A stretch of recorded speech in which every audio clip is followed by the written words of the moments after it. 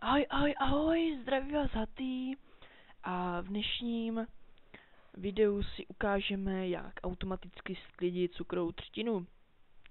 Tady vidíte, jak to vypadá a jak by to mohlo vypadat, ale to záleží na každém. Takže tady půjdu o kousek dál a postavíme si to tady. Nechci, nevadí. Takže uděláme si 1, 2, 3, 4, 5, 6, 7 kostiček. A teď vlastně je jedno na vás, jakou délku, protože to je na každým. Tak. No, tady dáme takhle 4 dozadu. Protože tady vlastně budou pistony, tady repeatery a tam redstone. Takže nesmí to být v sobě. Protože jinak by to nefungovalo. Tak, vidím, že se mi stmívá, což není dobrý. Takže si asi uděláme postel. No, ale ještě si tady uděláme teda ty sticky pistony, naflákáme, sem už ne. Na druhé straně je to stejný, sticky pistony. Tak. Základ v podstatě máme. Takže teď jenom na každé straně dáme repeater. Tak, dáme 1, 2, 1, 2, 1, 2, 1, 2, 1, 2, 1, 2, 1, 1, 2, 1, 2, ne, to nechci 2. Tak. Tady to stejný, 1, 2, 1, 2, 1, 2, 1, 2, 1, 2, 1, 2, 1, 2, 1, 2 a 1, 2. Tak, já se vyspím. Ještě najdu postel. A tady je.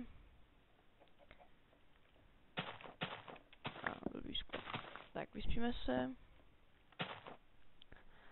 A to je krásný pohled. No a budeme pokračovat. Takže potřebujeme ještě redstone. Bez toho bychom se asi moc neobešli. Ten je tady. Dostal se dáme pryč. Takže zase na každé straně dáme redstone.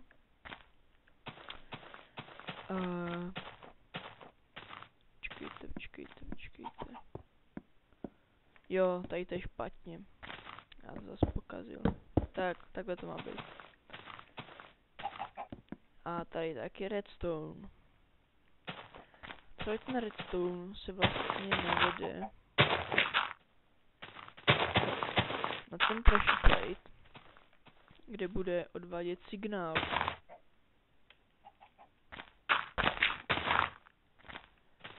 Tak kde si to dáme? A jo, tady bude pressure plate. Takže tak.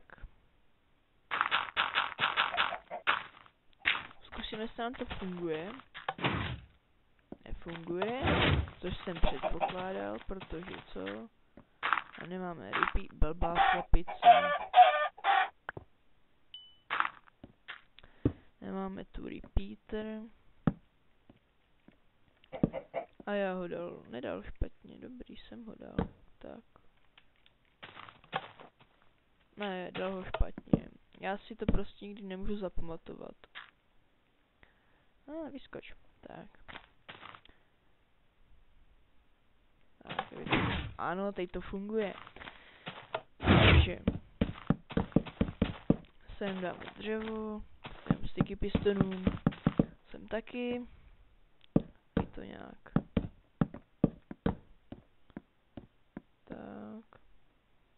Sem taky, ne, sem ne. Ne, sem taky ne.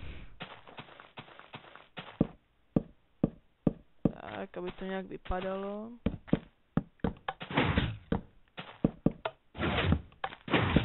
Třeba můžeme dát skla, ale to už myslím, že to je zbytečný celkem.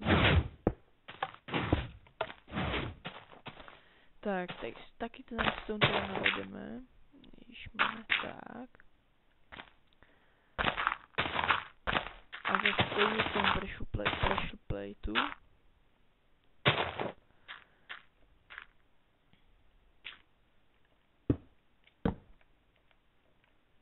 Tak, snad ho mám dobře. Ano, funguje to, sláva.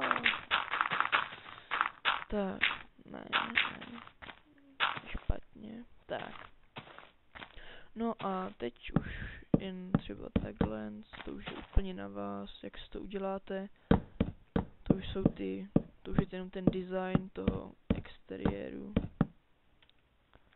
A vypadá to jako dům, ale zevnitř je to jiný.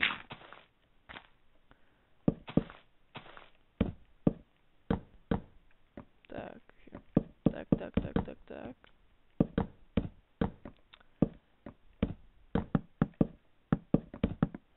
Samozřejmě pak si tady to můžete taky ohraničit tady těma blokama, ale já to jenom dělám takhle narychlo, protože je to jednodušší a nemusíte si jim takhle plácat. Takže teď úplně to nejposlednější věc je, že takhle vykopeme kanálky na vodu.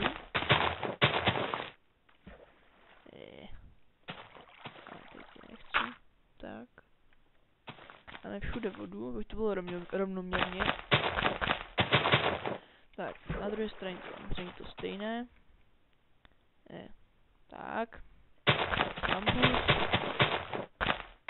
Nebo cukrová třtina, to vypadá vlastně úplně stejně.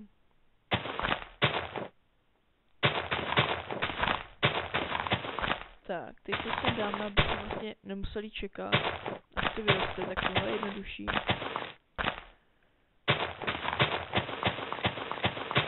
Tak. A teď už jediná věc. A to stoupnout si na pressure plate. Takže můžem.